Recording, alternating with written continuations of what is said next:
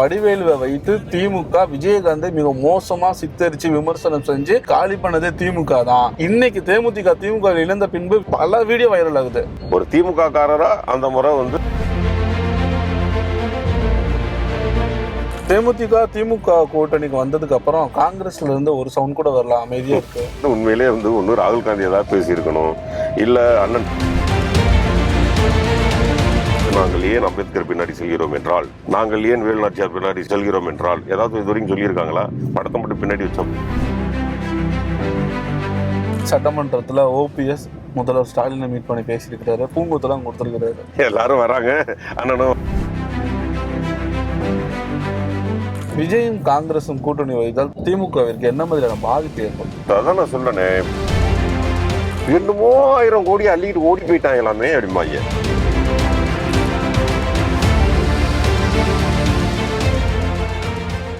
புதிய தலைமுறை நேயர்களுக்கு வணக்கம். இன்றைய ஸ்டாரும் சோறும் நிகழ்ச்சிக்கு உங்களை வரவேற்பது நான் பாலாஜி. இன்றைய நிகழ்ச்சியின் சிறப்பு விருந்தினர் திமுகவின் கலை இலக்கிய பகுத்தறிவின் துணைத் தலைவர் திரு போஸ் வெங்கட் அவர்கள் தான். அவரை வரவேற்று அவரிடம் பேசுவதற்கு நிறைய கேள்விகள் இருக்கின்றது. அவரை வரவேற்று நிகழ்ச்சிக்குள் செல்லலாம்.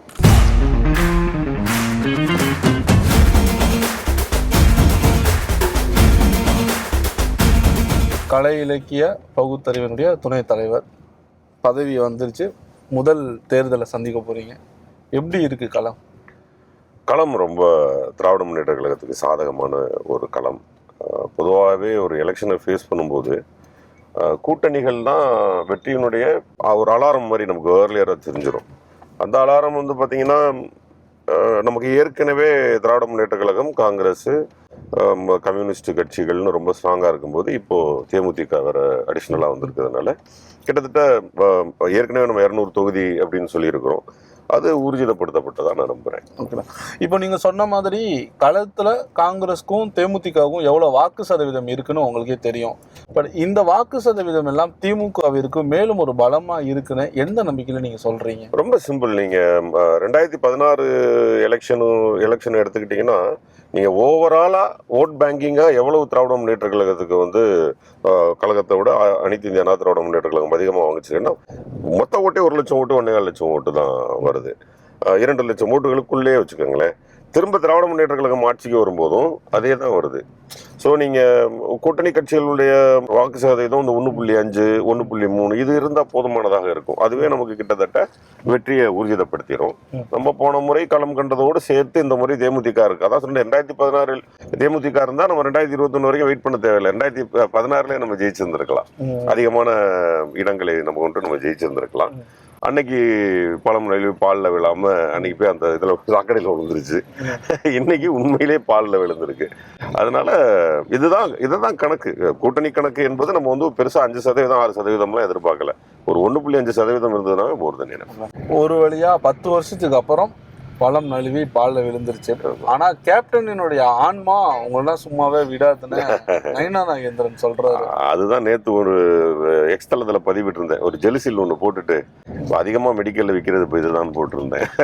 அது பயங்கர வியூ போயிட்டு இருக்கு. என்ன காரணம்னா, அது எல்லாமே ஒரு வைத்தறிச்சல்ல சொல்றது. இந்த பக்கம் வரலையேன்னு வைத்தறிச்சல்ல சொல்றது.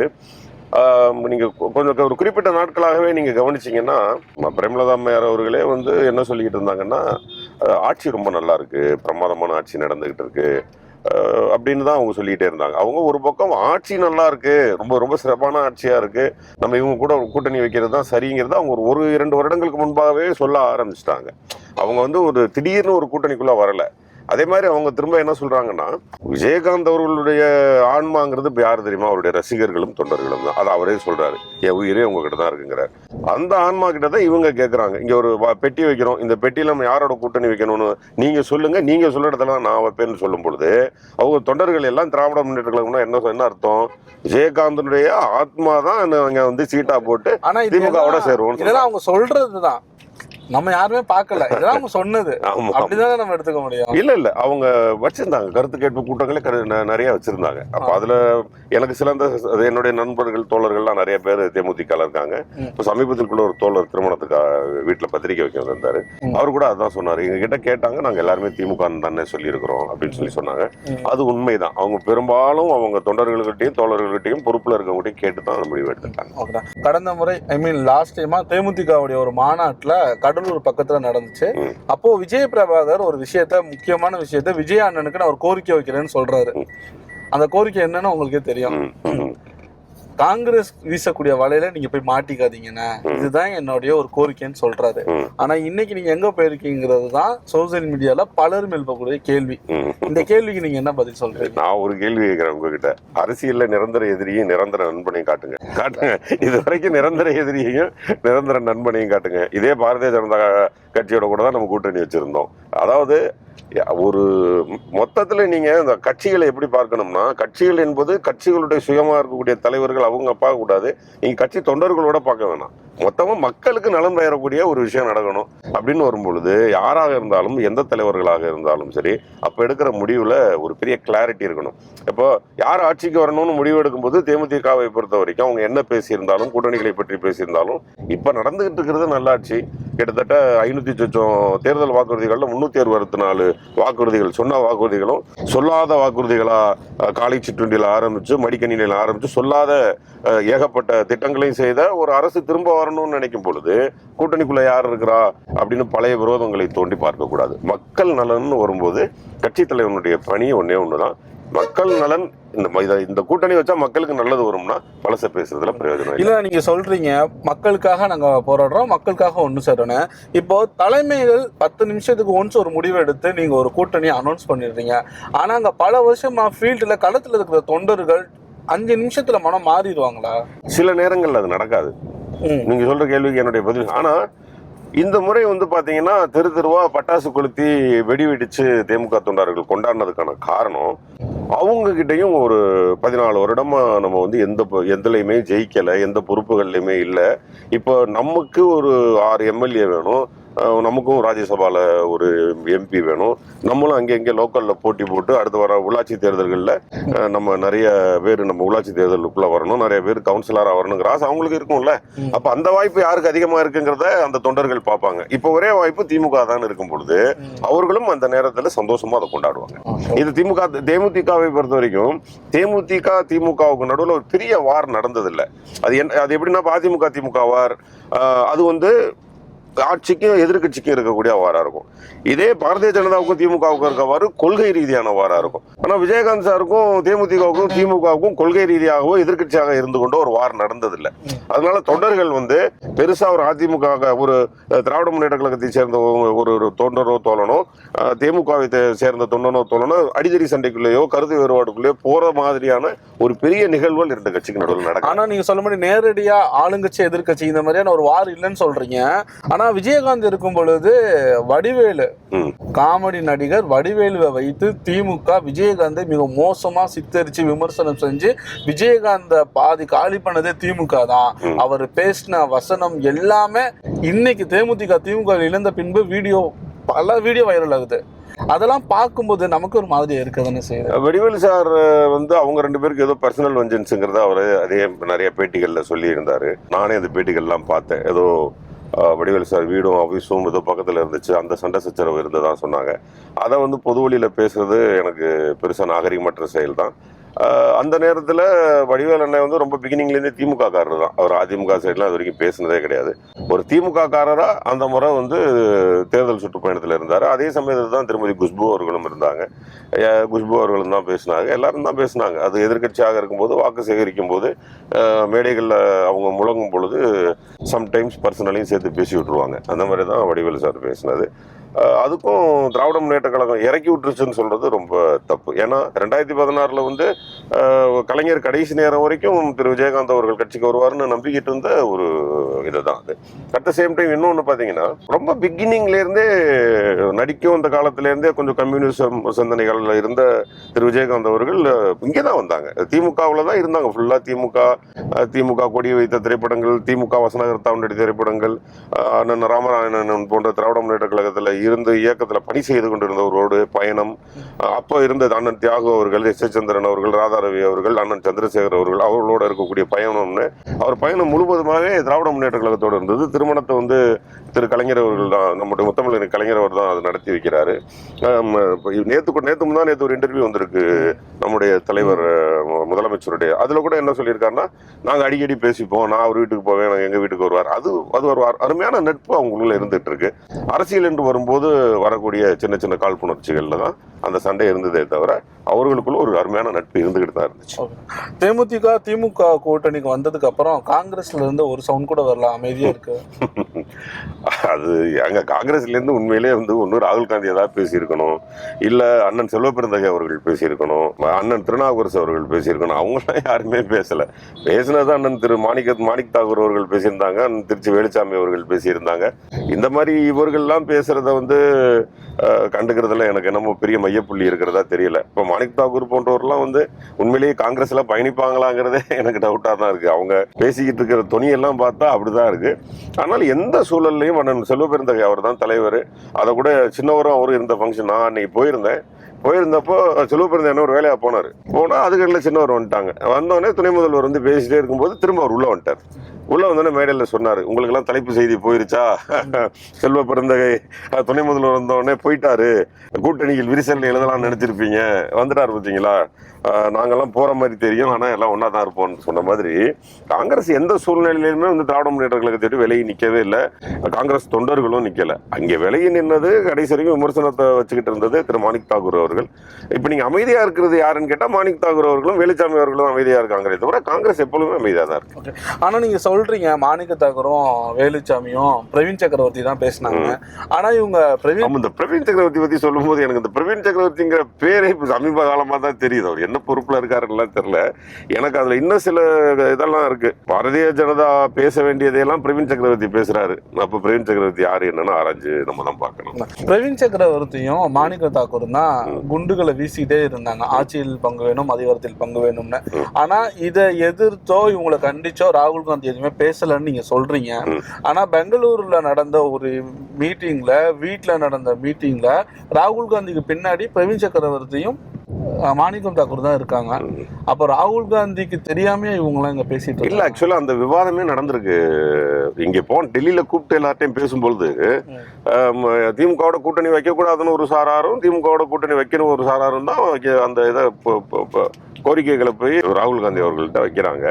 அப்போ பெரும்பான்மை முடிவு என்ன இருக்குன்னா திமுகவோட கூட்டணி வைக்கணும்னு தான் இருக்கு. அப்ப வைக்க கூடாதுன்னு சொல்ற மாணிக் தாக்கூரும் போய் தானே ஆகணும், பிரவீன் சக்கரவர்த்தியும் போய் தானே ஆகணும். அங்கே போய் அவங்க நின்று தானே, ஏன்னா அவங்க காங்கிரஸை விட்டு திமுக கூட்டணி வைத்தால் வெளியேறுகிறேன்னு இது வரைக்கும் சொல்லலை.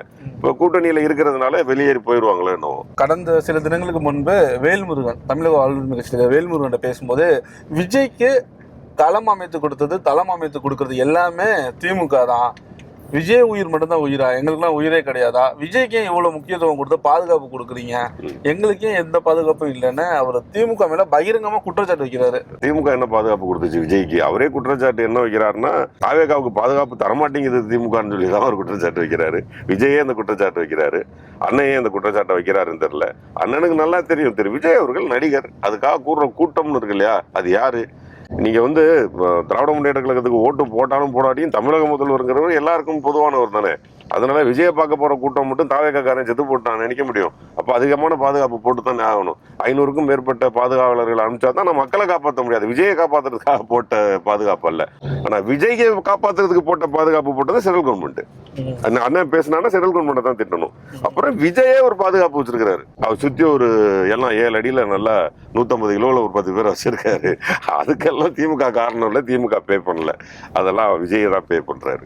அதிமுகவுடன் தேமுதிக போயிருந்துச்சுன்னா கொஞ்சம் டஃபா தான் இருக்கும்னு வேல்முருகன் சொல்லியிருந்தாரு.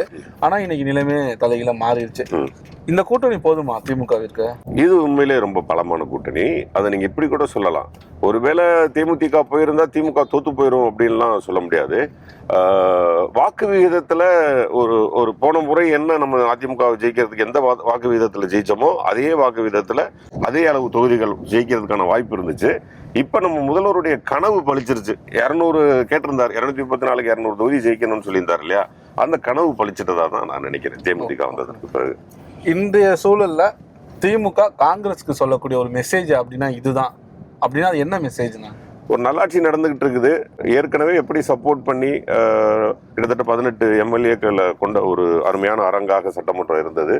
அதே மாதிரி இந்த முறையும் திராவிட முன்னேற்ற கழகம் எத்தனை சீட்டு வழங்குதோ தமிழக மக்களுடைய நலன் கருதி இந்த மாதிரி மாணிக் தாகூர் போன்றவர்கள்லாம் பேசாமல் அமைதியாக இருந்து ஒரு அருமையான எலெக்ஷனை ஃபேஸ் பண்ணி மீண்டும் தமிழக முதல்வராக்கி தளபதி அவர்களை முதல்வராக்கி இந்த நல்லாட்சி தொடர்றதுக்கு காங்கிரஸ் கடைசி வரைக்கும் சப்போர்ட் பண்ணணும்.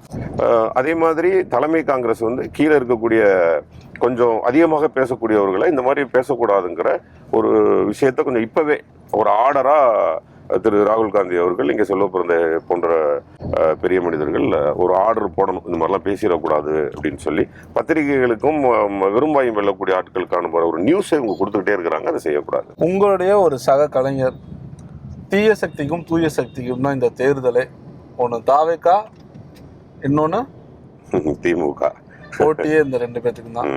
எப்படி பாக்குறீங்க? இது வந்து நான் இப்ப நாளைக்கு காலையில டக்குன்னு ப்ரெஸ்ஸை கூப்பிட்டு இவ்வளவு நாள் நான் நடிச்சிட்டு இருந்தேன், ஏன்னா யாரையோ போட்டியா நினைச்சிட்டு இருந்தேன், இனிமே எனக்கும் ரஜினிகாந்துக்கு தான் போட்டி அப்படின்னு சொன்னாலோ, எனக்கும் சிவகார்த்திகேயனுக்கு தான் போட்டின்னு நான் சொன்னாலோ, எனக்கும் அஜித் சாருக்கு தான் நான் போட்டின்னு சொன்னாலோ, நீங்க அதை எவ்வளவு காமெடியா பார்ப்பீங்களோ அவ்வளவு காமெடியா தான் இன்னைக்கு தமிழக மக்கள் வந்து அதை பாக்குறாங்க. ஏன்னா நான் என்ன பெருசுபடுத்திக்கிறதுக்கு பெருசா ஒன்று இழுத்து மடிக்குள்ள போட்டுக்கிறது.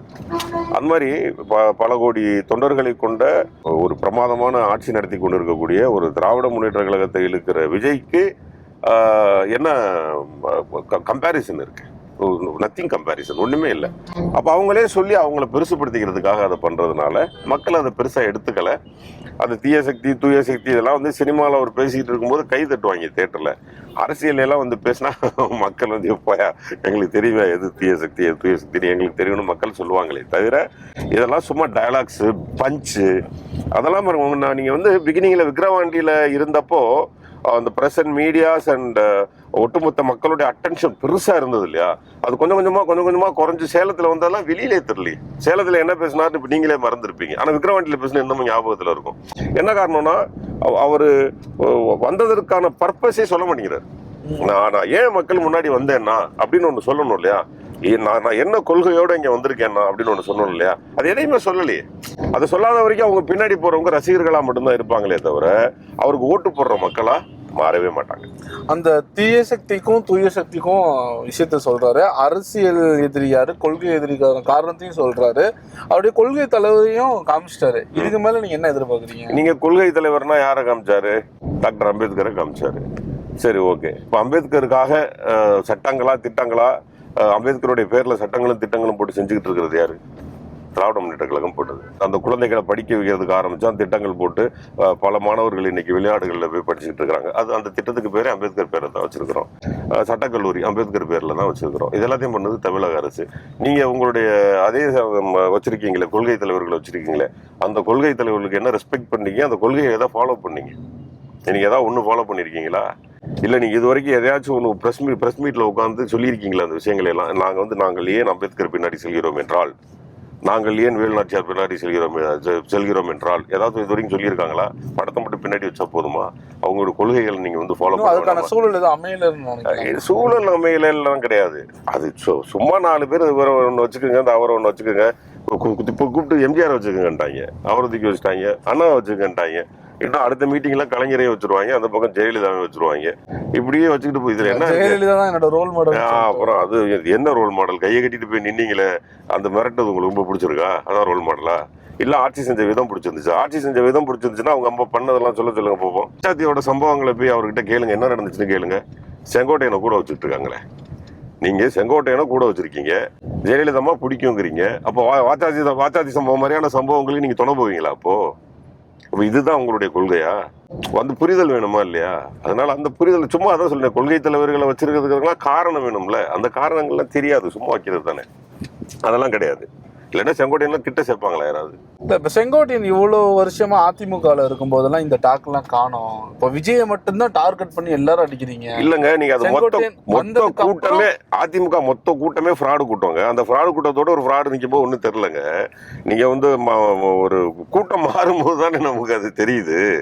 நீங்க ஒரு கருப்பாடு வந்து எல்லாமே கருப்பாடா இருந்துச்சு, அதனால ஆடுகளோட ஆடுகளா கிடந்துச்சு. இந்த பக்கம் பொறுத்து புதுசா ஒரு கட்சி ஆரம்பிச்சிருக்கிறாரு, அங்கே வரும்போது தான் நம்ம அதை பேச வேண்டியிருக்கு. எதுக்காக பேச வேண்டியிருக்குன்னா, இந்த பையன் இந்த பக்கம் தலைவர் என்ன சொல்றாரு, சுத்தமான ஆட்சி அமைப்போம், ஊழலற்ற ஆட்சி அமைப்போம். யாரை வச்சுக்கிட்டு? செங்கோட்டையனை வச்சுக்கிட்டா. மக்களுக்கு பாதுகாப்பாக இருப்போம். யாரு? செங்கோட்டையனை வச்சுக்கிட்டா. அவரை வச்சுக்கிட்டு நீங்க இந்த வார்த்தையில சொல்லவே முடியாதா இல்லையா? அப்ப விமர்சனம் வருமா வராதா? விமர்சனம் என்பது நீங்க யாரை சேர்த்தீங்கிறத வச்சுதானே. செங்கோட்டையனை சேர்க்கும் பொழுது அவருடைய பழைய வரலாறுலாம் எடுத்து சொல்ல மாட்டோமா? நீ அப்புறம் எப்படி நல்லாட்சி அமைப்ப? மக்களுக்கு சொல்லணுமா இல்லையா? நல்லாட்சி எங்கே அமைக்க முடியும்? இதுல தீய சக்தி தூய சக்தின்னு நீ கூடி தூய சக்தியை வச்சிருக்க, தீய சக்தியை வச்சிருக்கீங்க. தீய சக்தியை வச்சுக்கிட்டு நாங்க தூய ஆட்சி எங்கேருந்து பண்ணுவீங்க? நீங்க பண்ண முடியாது இல்ல. அது கேள்வியா கேட்க மாட்டோமா? இல்லதான் டிடிவி மாதிரியான ஆட்களை நாங்க ஏன் சேர்க்கலங்கிறது காரணம் ஊழல் செஞ்சுட்டாங்க. சோ அந்த கட்சியில எங்களுக்கு தேவைன்னு சொன்னாரு. இன்னொரு கேள்வி என்ன, இப்ப திமுகவுக்கு மாற்று கட்சி யாரு சேர்க்கல? தாவேக்கால ஏன் நாங்க டிடிவி ஒன்னும் போகல. இங்க அவருக்கு தெரியும் எங்க போகணும் எங்க போக கூடாது. டிடிவிக்கு இருக்க பிரச்சனை மத்திய அரசோட அவருக்கு நேரடியா தொடர்பு இருக்கு. ஏகப்பட்ட கேஸ் இருக்கு அவர் மேல. எல்லாத்தையும் புடிச்சு கழுத்துல கத்திய வச்சு எங்க கூட்டணி கூட்டு போகணும்னு மத்திய அரசுக்கு தெரியும், பிஜேபிக்கு தெரியும். அது விஜய்க்கு அந்த அரசியல் மூலம் தெரியும். கேளுங்க, அங்கெல்லாம் அவங்க எல்லாம் போக மாட்டாங்க. மாற்று கட்சியில இருந்து திமுக வந்தவங்க எல்லா பேருக்குமே பதவி வரிசையா கொடுத்துட்டே இருக்கிறாங்க. இதனால பழைய தொண்டர்கள் யாரும் கோபம் அடைய மாட்டாங்களா, வருத்தப்பட மாட்டாங்க? அது எப்படி கொடுக்குறாங்க அப்படின்னா, இணை செயலாளர்கள் ஒரு 4 இருக்குன்னு வச்சுக்கோங்களேன். அதுல ஒரு இணை செயலாளரை தூக்கிட்டு புதுசா ஒரு இணை செயலாளர் ஒருத்தர் புதுசா வந்து கொடுத்தா தான் கோபம் வரும். ஏற்கனவே 4 இணை செயலாளர் இருக்காங்க, அதுல 5ஆவதா பணி செய்யுங்கன்னு சொல்லி ஒரு இணை செயலாளர் கொடுப்பாங்க. அப்படிதான் கொடுப்பாங்களே தவிர டக்குன்னு ஒரு ஆளை தூக்கிட்டு ஒரு ஆளு கொடுக்க மாட்டாங்க. இப்போ மாணவர் அணி திரு ராஜீவ்காந்தி அவர்களுக்கு கொடுத்தாங்க. அதுல தலைவர்னு ஒன்று கொடுத்தாங்க. அப்புறம் திரும்ப அந்த தலைவருங்கிற போஸ்டே தூக்கிட்டு செக்ரட்டரி மட்டும் வச்சாங்க. செக்ரட்டரியில் இப்போ ஏன் வச்சாங்கன்னா, தலைவராக இருக்கும்போது அவர் என்ன வேலை செஞ்சாருன்னு பார்த்தாங்க. நல்லா வேலை செஞ்சாரு, ஊடகங்களில் பிரமாதமாக வேலை செஞ்சாரு, மக்கள் பணி செஞ்சாரு. இப்போ திரு எழிலரசன் அவர்களுக்கு கொஞ்சம் கூடுதலான ஒரு பொறுப்பை கொடுத்துட்டு அந்த இடத்துக்கு அவர் கொண்டு. அப்போ ஒரு கட்சியிலேருந்து வர்றாங்கிறது பிரச்சனை இல்லை, என்ன வேலை செய்யறாங்கிறது ரொம்ப முக்கியம். ஸோ அந்த வேலையில் ஆக்டிவா இருந்தாங்கன்னா உயர் பதவிகள் கொடுக்கப்படும், அவ்வளவுதான். சட்டமன்றத்துல ஓபிஎஸ் முதல்வர் ஸ்டாலினை மீட் பண்ணி பேசியிருக்கிறாரு, பூங்கொத்தெல்லாம் கொடுத்துருக்கிறாரு. இதை நாங்கள் எப்படி புரிஞ்சுக்கிறது? வந்துட்டா நல்லா இருக்கும், வரட்டும். என்ன எல்லாரும் வராங்க, அண்ணனும் வரட்டும். வர்றதுக்கான வாய்ப்பு ஜாஸ்தி இருக்குன்னு தான் நானும் நம்புறேன். வரட்டும், அப்படி ஒரு சம்பவம் நடக்கும்னு தான் நானும் நினைக்கிறேன். I believe in that. இல்லைன்னா ஒரு முதல்வர மரியாதை நிமித்தமா கூட ஒரு பார்த்துருக்கலாம். ஏன்னா அது சட்டசபை கடைசி நாள் இல்லையா, அதுக்கு ஒரு வாழ்த்து சொல்றதுக்காக கூட போயிட்டு. இத்தனை வருடங்கள் பார்த்தது வேற, இந்த நேரத்துல பாக்குறது வேற. நீங்க சொல்ற அதே கூற்றுல தான் நானும் சொல்றேன், வந்தா நல்லா தான் இருக்கும். தமிழக முதல்வரா பல முறை முதல்வராக இருந்திருக்கிறாரு, அதிமுக இருந்திருக்கிறாரு, திமுகவை மட்டுமே எதிர்த்து அரசியல் செஞ்சுட்டு இருந்தவர். இப்ப அவருக்கு ஒரு விஷயம் ஆயிடுச்சு அப்படிங்கிறதுக்காக அவர் திமுக வரும் பட்சத்தில் திமுக அவரை எப்படி எடுத்துக்கிறோம், ஓபிஎஸ் மக்கள் எப்படி பார்ப்பாங்க? அது ஒரு ஓபிஎஸ் அவர்களை பொறுத்த வரைக்கும் எடப்பாடி வந்ததுக்கு அப்புறம் வச்ச அந்த விமர்சனங்கள் இருக்கு இல்லையா, முதல்வராகவும் சரி மாட்டார், அந்த விமர்சனங்களை ஓபிஎஸ் மேல யாரும் வைக்கிறது இல்லை. ஏன்னா அவரே ஒரு துரோகத்துக்கு ஆட்பட்டு வெளியில வந்தவரா, அவர் மேல ஒரு இரக்க பார்வை தான் மக்களுக்கு இருக்கு. நம்ம அந்த மக்கள் பார்வையை தான் பார்க்க வேண்டியிருக்கு. அந்த மக்கள் பார்வையில் இருக்கிற ஒருத்தரை ஒரு கட்சியிலிருந்து அநியாயமா ஒரு முதல்வர் வரைக்கும் இருந்தவரை கடைசி நேரத்தில் அந்த கட்சியை விட்டே வெளியில அனுப்பி அப்படி நிக்கிறவரை திராவிட முன்னேற்ற கழகம் ஒரு சொல்லுவாங்கல்ல, தாயில்லத்தோடு அரவணைத்துக் கொள்ளும்னு, அப்படி அரவணைச்சு கொள்றது கூட வாய்ப்பு இருக்கு. இப்போ தேர்தல் நேரங்கள்ல கேம்பெயின் போறீங்க, ஒரு நட்சத்திர பேச்சாளராகவும் ஒரு ஃபேமஸான ஒரு ஆக்டரை பார்க்கறதுக்கும் ஒரு முக்கியமான தலைவர்களை பார்க்கறதுக்கும் ஒரு க்ரௌடெல்லாம் வருது. இந்த க்ரௌடு எல்லாமே ஓட்டெல்லாம் மாறாதுன்னு தான் எல்லாரும் சொல்லிட்டே இருக்கீங்க. பட் விஜய்க்கு வர கூட்டமும் நான் சொல்லக்கூடிய கூட்டமும் ஒன்று தானே? விஜய் சாருக்கு வர்ற கூட்டம் அவங்க ஃபேன்ஸ் மட்டும் இல்லை. இப்போ கூட ஒருத்தர் இறந்து போனார் இல்லைங்களா, இறந்து போனவர் நார்த் இந்தியன். அவருக்கு விஜய் தெரியும், அவரை பார்க்கறது ஓடி போய் செத்து போயிட்டாரு. ஏற்கனவே ஒரு 41 பேர் மரணம் இருக்குல்ல, அதுல எத்தனை பேர் கட்சிக்காரங்க? அந்த குழந்தைங்க எல்லாம் எந்த வகையில கட்சிக்காரங்களா இருக்கும்? அந்த குழந்தைங்க எதாவது கட்சிக்காரங்க லிஸ்ட்ல வருமா? அந்த மாதிரி நீங்க 41 பேர் மரணத்திலே 20 பேர் கட்சிக்காரங்க இல்லைன்னா, இத்தனை லட்சம் பேர் வந்ததுல எத்தனை லட்சம் பேர் வாக்காளராக இருப்பான்னு நினைக்கிறீங்க? அவங்க எல்லாமே சினிமா நடிகரை பார்ப்பதற்காக கூடக்கூடிய கூட்டம் தான். அதை அப்பண்டமா நானே ஒத்துப்பேன். எனக்கே நான் ஒரு கிராமத்துக்கு போறேன், ஒரு 5000 பேர் வந்திருக்கிறாங்கன்னா நிச்சயமா அதுல 2500 பேர் போஸ் வெங்கட்டை பார்க்க வந்தவர்கள். ஏன்னா அவங்க வெட்டி ஒலியோட ரசிகர்களா இருப்பாருங்க. நான் நல்லா சொல்லுவேன், அங்கேயே சொல்லுவேன், என்னை சந்திக்க வந்திருக்கக்கூடிய தாய்மார்களே, இதுல நீங்க பல பேர் அதிமுக பாஜக காரங்கெல்லாம் வந்திருப்பீங்கம்மா, என்ன பார்க்க வந்துட்டீங்க இல்லையா, அதுக்காக ஓட்டு போடுங்கம்மான்னு நான் கேட்பேன். ஒருவேளை நான் அப்படி கேட்கும்போது 2 தாய்மார் ஏப்பா அந்த பையன் கேட்டான்ப்பா 2 ஓட்டு வேணா போடலாமே தவிர அந்த கட்சிக்காரன் எந்த சூழ்நிலையும் மாதிரி இந்த கட்சிக்காரன் வரவே மாட்டான். அது இப்படி ஒன்று நடக்கவே நடக்காது. என்ன கேட்டா திராவிட முன்னேற்ற கழகத்தில் இருக்கக்கூடிய தாய்மார்களும் சரி, அனைத்து இந்திய அண்ணா திராவிட முன்னேற்ற தாய்மார்களும் சரி, பாஜக தாய்மார்களும் சரி, அங்கே ஒட்டுமொத்த தாய்மார்களும் ஒரு பகுதிக்கு வந்து விஜய் வர்றாருன்னா போயிடுவாங்க. அதுல வந்து நிக்கிற கூட்டத்துல ஒரு 1 லட்சம் தாய்மார்கள் நிக்கலாம். அதுல ஒரு 80,000 தாய்மார் வந்து 1000 ரூபாய் தமிழக அரசுல வாங்குறவங்களா இருப்பாங்க. அவங்க எப்படி விஜய் ஓட்டு போடுவாங்க? அவங்களாம் அது எப்படி அதான் சொல்லுவாங்க பார்க்க போன கூட்டம். ஆனா இது எல்லாத்தையும் நம்ம இவ்வளவு நாள் விமர்சனம் பண்ணி பேசிக்கிட்டு இருக்கிறோம். இது எல்லாமே உங்களுக்கு மே மாசம் கிளீனா தெரிஞ்சிடும், கணக்காவே தெரிஞ்சிடும். விஜய் போட்டியிடும் தொகுதியில் திமுகவுடைய கூட்டணிக்குனா வேலை இல்லை, திமுக தான் போட்டியிடும் சொல்றாங்க. இல்ல அப்படிலாம் இது வரைக்கும் கட்சியில ஏதோ அறிவிச்சதா எனக்கு தெரியல. கட்சியில அப்படியெல்லாம் அறிவிக்கவும் மாட்டாங்க. ஏன்னா அவரை பொருட்படுத்தி எல்லாம் இங்க ஒரு பெரிய அரசியல் இங்க நடக்காது. எங்களுக்கு எப்பவுமே அனைத்து இந்திய அண்ணா திராவிட முன்னேற்ற கழகத்திற்கான ஓட் பேங்க் இங்க கொஞ்சம் பெருசு. இப்போ பாரதிய ஜனதா கொஞ்சம் வளர்ந்து வந்துகிட்டு இருக்கு. அவங்களுடைய ஓட் பேங்க் கொஞ்சம் சேரும் அவங்களோட. இப்ப டிடிவி எல்லாம் இருக்காருன்னா டிடிவி அண்ணனுக்கு ஒரு சைடு ஃபுல்லா அவங்க கேஸ்ட் இருக்காங்க. இப்ப நீங்க தஞ்சாவூர்ல இருந்து அப்படியே போனீங்கன்னா ராம்நாடு வரைக்கும் அது ஒரு 20-22 தொகுதி. அந்த தொகுதியில எல்லாம் ஒரு 5000 ஓட்டு 2000 ஓட்டு மாறும். நம்ம அதுக்குத்தான் நம்ம பிளான் பண்ணணுமே தவிர இதுக்கு பிளான் பண்ண முடியாதுல்ல. இப்ப விஜய் காங்கிரஸ்குடன் வரும் பட்சத்தில் காங்கிரஸ்க்கு கர்நாடகாவிலும் சரி கேரளாவிலும் சரி காங்கிரஸுடைய கை இன்னும் கொஞ்சம் ஓங்கும். ஸோ விஜய் காங்கிரஸ் பக்கம் வர்றது நமக்கு நல்லதுன்னு காங்கிரஸ்காரவங்க எதிர்பார்க்குறாங்க போல. அதனால தான் பிரவீன் சக்கரவர்த்தியான ஆட்கள்லாம் போய் பேசுகிறாங்க, சொல்கிறாங்க. விஜயும் காங்கிரஸும் கூட்டணி வைத்தால் திமுகவிற்கு என்ன மாதிரியான பாதிப்பு ஏற்படும்? அதுவுமே பாதிப்பு ஏற்படுத்தாது. அதான் நான் சொல்றேனே, உங்களுக்கு ஒரு ஆட்சியின் மேல நெகட்டிவான மனநிலையில மக்கள் மாறும்போது மட்டும்தான் ஆட்சி மாற்றம் இந்த கூட்டணிகள்லாம். இது வந்து மக்கள் விரும்பிட்டாங்கன்னா அந்த லிஸ்டுக்குள்ளே போகாது. அது ஆட்டோமேட்டிக்கா திரும்ப எது ஆளுங்கட்சியாக இருக்கிறதோ அதுதான் வரும். அது எந்த கட்சியாக இருந்தாலும் மக்கள் விரும்புறாங்கன்னு சொல்றீங்களா? எந்த அடிப்படையில் சொல்றீங்க? ரொம்ப சிம்பிள். நீங்க வந்து ஒவ்வொரு மீட்டிங் போகும்போதும் சரி, நம்ம நிறைய மக்களோடு தானே பயணிக்கிறோம். மக்களோடு பயணிக்கும் போது நமக்கு எதிர்ப்பாளர் இருக்கிறது நம்மளால கண்டுபிடிக்க முடியும். 2011 பிரச்சாரம் போகும்போது 2011 பிரச்சாரம் முடியும் போது நான் தமிழக முதல்வர் அப்ப தலைவர் டாக்டர் கலைஞர் அவர்களை சந்திக்கிறேன். காஞ்சிபுரத்துல சந்திக்கும் பொழுது நான் ரொம்ப வெளிப்படையாவே சொல்றேன், மக்கள் நமக்கு எதிராக பேசுகிறார்கள். என்னென்னலாம் பேசுனாங்கன்னு கேட்டா 2G பத்தி பேசுறாங்க, ரெட் ஜெயின்ட் அப்ப இது இருந்துச்சு, வேற ஏதோ ஒரு நிறுவனம் இருந்துச்சு, அந்த நிறுவனத்தை பத்தி பேசுறாங்க அப்படின்னு ஒரு 2-3 விஷயம் பேசினாங்க. அப்போ ஏன்னா பயங்கர எதிர்ப்பால இருந்துச்சு. அது எல்லாமே ஃபேக்கு தான், அப்படி உருவாக்கி இருந்தாங்க. ஏன்னா 2G அலைக்கற்றை ஊழல் என்பது காற்று போல் ஒண்ணுமில்லாததுன்னு தான் கடைசியா ஜட்ஜ்மெண்ட் வந்தது. ஆனா அன்னைக்கு அப்படி சொல்லல.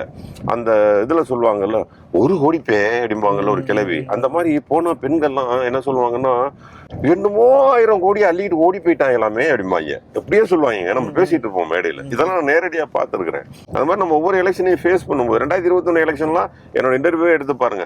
மக்களை சந்திச்சோம், மக்கள் தயாரா இருக்கிறாங்க, ஆட்சி உறுதி அப்படின்றத நம்ம ரொம்ப ஸ்ட்ராங்காவே சொன்னோம் 2021. ஆனா இன்னைக்கு ஃபீல்டுல மக்கள் எதுவும் எதிர்த்து பேச மாட்டாங்கன்னு நீங்க நினைக்கிறீங்களா? இல்ல உங்க காதுக்கு வரல நீங்க? அப்படிலாம் கிடையாது. நான் அதான் சொல்றேனே, ஒரு ஆட்சி மேல விமர்சனம் இருக்கும்னா விமர்சனம் கட்டாயமாக இருக்கும். அதாவது ஒரு 20 பேருக்கு நீங்க செய்யும் போது அதுல ஒருத்தன் பாதிக்கப்படுறதாக இருக்கலாம்.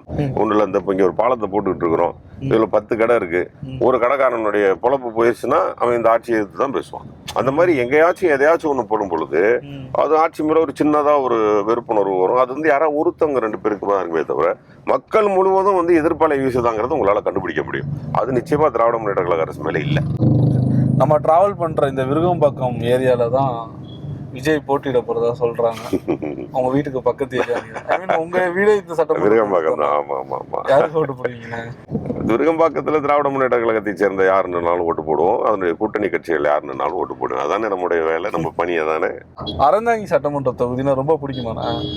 அது நம்ம பிறந்த ஊரு, நல்ல மக்கள், நமக்கு இன்னைக்கு இந்த குணம் அறிவு, இன்னைக்கு ஒரு மனுஷனா நிக்கிறதுக்கான அந்த பண்பு எல்லாத்தையும் கொடுத்தது என்னுடைய ஊர் அறந்தாங்கி. அந்த அறந்தாங்கி என்னால மறக்க முடியாது. அதே மாதிரி நான் இது வரைக்கும் நான் வேற எந்த ஊருக்கும் பணம் கட்டினது இல்லை. நான் பணம் கட்டினேன்னா அறந்தாங்கில எனக்கு சீட்டு வந்து பணம் கட்டுவேன். அது வரைக்கும் 3 எலெக்ஷன் கட்டிட்டேன், 4வது எலெக்ஷன் இப்போ கட்ட போறேன். So I am very strong about that. அங்கேயும் உள்ளூர் கட்சிகள்ல இந்த லெஃப்ட், அங்கேயும் உள்ளூர்ல கட்சிகளுக்காக வேலை செய்தவர்கள்லாம் நிறைய பேர் இருப்பாங்க. பட் நான் சென்னையில இருந்தாலும் தமிழகம் முழுவதும் திராவிட முன்னேற்ற கழகத்திற்கான ஒரு தலைமை கழக பேச்சாளராகவும் மாநில நிர்வாகியாகவும் இருந்து நம்ம செயல்பட்டு இருக்கிறோம். அதனால எனக்கு எந்த ஊர் கொடுத்தாலும் ஓகே அப்படிங்கிற மனநிலையில் நான் இருந்தாலும் அறந்தாங்கியில் வாக்கு கேட்பு என்பது ஒவ்வொரு திராவிட முன்னேற்ற கழக தொண்டனும் போய் கேட்பான். அது மாதிரி நானும் கேட்கிறேன். இப்ப 3 தடவை நீங்க வாய்ப்பு கேட்டீங்க, உங்களுக்கு கொடுக்கல. 4வது தடவை கேட்கறீங்களா? இப்ப கடந்த 3 தடவை கொடுக்கல, திரும்பவும் கேட்டு எதுக்கு ஒரு சோர்வான அடைய மாட்டீங்களா? அவங்க நம்ம கொடுக்கவே இல்லை, நம்ம ஏன் திரும்பி அது நமக்கு அது வந்து ஒரு கடமை. ஆக்சுவலா திராவிட முன்னேற்ற கழக தொண்டர்கள் வந்து பாத்தீங்கன்னா மொத்தம் 234 தொகுதி. ஆனா ஃபார்ம் பாத்தீங்கன்னா பல லட்சம் விற்கும். ஒவ்வொரு தொகுதிக்கும் 100ல இருந்து 150 பேர் வந்து விருப்ப மனு கொடுப்பாங்க. 150 பேருக்கும் தெரியும் அது யாருக்கு கொடுப்பாங்கன்னு தெரியும். அது வந்து கட்சி தொண்டர்களுடைய வந்து ஒரு தலைமையோடு நாம் நெருக்கமாக இருக்க, நம்ம கட்சி மேல நம்ம வந்து எவ்வளவு ஆர்வமா இருக்கிறோம், நான் கட்சிக்கு வேலை செய்யறேன்னு காட்டணும். இது வந்து கட்சி நான் சொல்றது கட்சி. அது மாதிரி அந்த கட்சி மேல இருக்கிற அன்பை காட்டுறதுக்கு தான் வேட்புமனு தாக்கல். ஒரு சில தலைவர்களுடைய பேர்லாம் சொல்றேன், அவங்கள பத்தின உங்களுடைய கருத்து. மு.க. ஸ்டாலின் உழைப்பு உழைப்பு உழைப்பு. கனிமொழி ஒரு பெண் போராளி. உதயநிதி ஸ்டாலின் இன்னொரு கலைஞர். விஜய் நல்ல நடிகர். செங்கோட்டையன் பொலிட்டீஷியன். எடப்பாடி பழனிசாமி எனக்கு ஒரு 4 வருஷம் ஆட்சி, அவருடைய ஆட்சியில சில விஷயங்கள் பிடிச்சிருந்தது. ஓபிஎஸ் விசுவாசி. அண்ணாமலை பெரிய எதிர்காலம் இருக்கக்கூடிய அரசியல்வாதி. மோடி முடிவுக்கு வரும் அரசியல்வாதி. ராகுல் காந்தி மீண்டும் ஆழ்வார். செல்வப்பிரந்தகை தொடர்ச்சியாக இருப்பார். அன்பில் மகேஷ் என் மனதில் நீங்கா இடம்பெற்ற, என் மரணகாலம் வரையும் மறக்க முடியாத என்னுடைய சகோதரன். அறந்தாங்கி என் இதயம். போசங்கட் ஒரு பாவம், ரொம்ப யதார்த்தவாதி. ரொம்ப பிஸியான ஸ்கெடியூல எங்களுக்காக நேரம் ஒதுக்கி நிறைய விஷயங்களை பகிர்ந்து கொண்டமைக்கு மிக்க நன்றிண்ணா. தேங்க்யூ. மீண்டும் மற்றொரு சாரும் சொல் நிகழ்ச்சியில் சந்திக்கலாம். அதுவரை உங்களிடமிருந்து விடைபெறுவது நான் பாலாஜி.